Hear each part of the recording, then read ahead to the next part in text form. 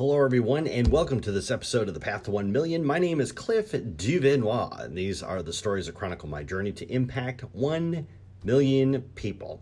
So, about a week and a half ago, I was in Michigan, and I was visiting, or actually I was shooting a video that day for my LinkedIn project.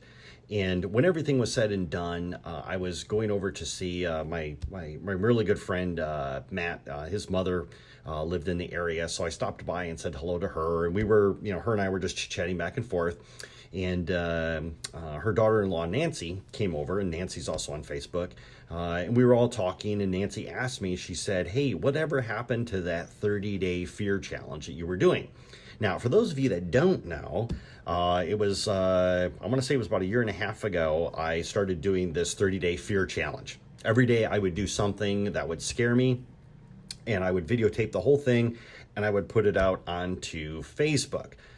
I only did 10 episodes of that series because, truth be told, I ran out of things that scared me. And the one thing that I said, was, towards the end of it was the fact that maybe if I was in my 20s, I probably would have filled up those 30 days pretty quickly. But because, I'm in my 40s, I've experienced a lot of life. Things that used to scare me don't scare me anymore. So I kind of flat out ran out of ideas. But it got me thinking about why in the world why would I even do that in the first place? Why even put myself through some kind of a challenge? And it's not because I was sitting around bored one day and said, hey, you know what, I'm just going to start videotaping myself doing these weird things. Because truth be told, I've been doing weird things all of my life. So it got me thinking about the whole reason why I do these types of things. Like if I do these challenges, like for instance, these Facebook Lives, like why do I do these things?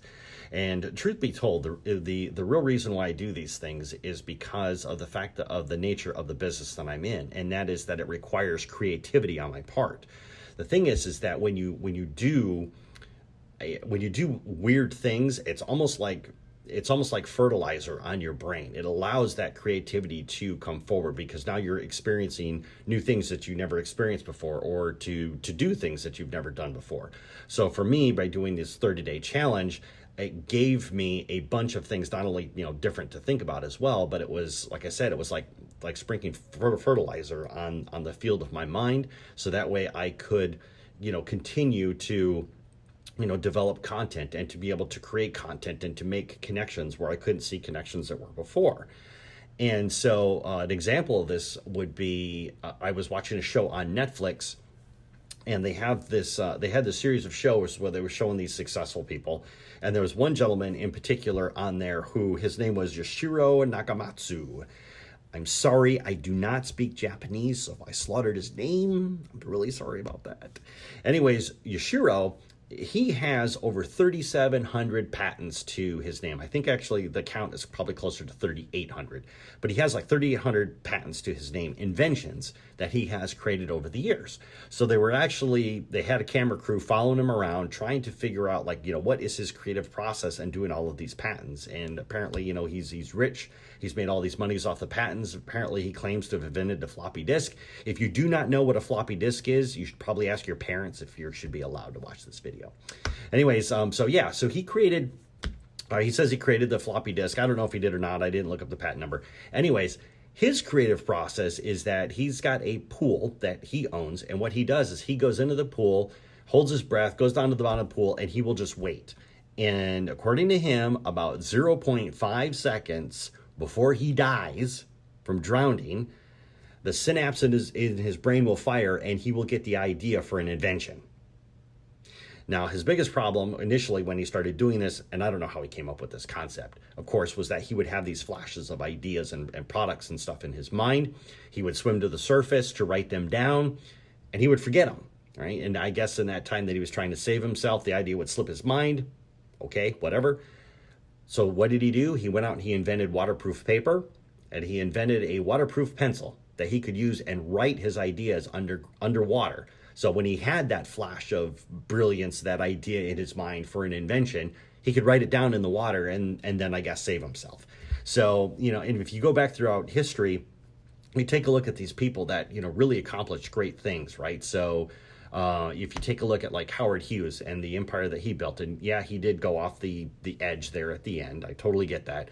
But Howard Hughes had this habit where he actually required that in a tree outside of his office, every single day at 3 o'clock, somebody had to put a cheeseburger in that tree, whether he was in his office or not.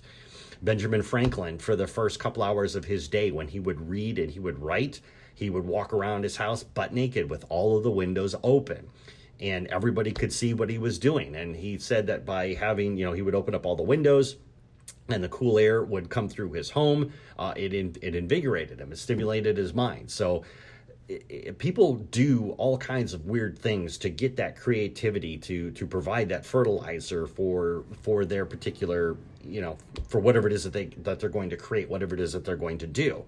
And so I remembered that, for me anyways, when with doing all this creativity, that actually became the fertilizer for the idea for the course.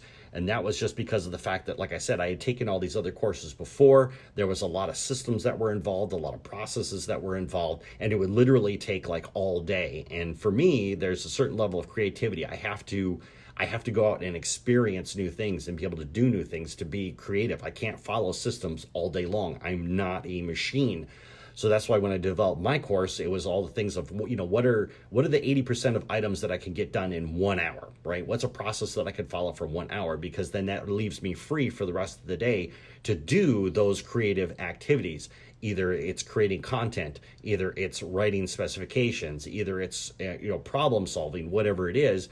But that's exactly why I designed the course the way that I did. So you can make sure that you get those revenue generating activities out of the way, so that way you can focus on the creative part of your day, and what I consider to be the fun part of your day. Anyways, I just wanted to share some of those ideas with you, and I know it's Saturday morning, but thank you all for dropping in and watching this.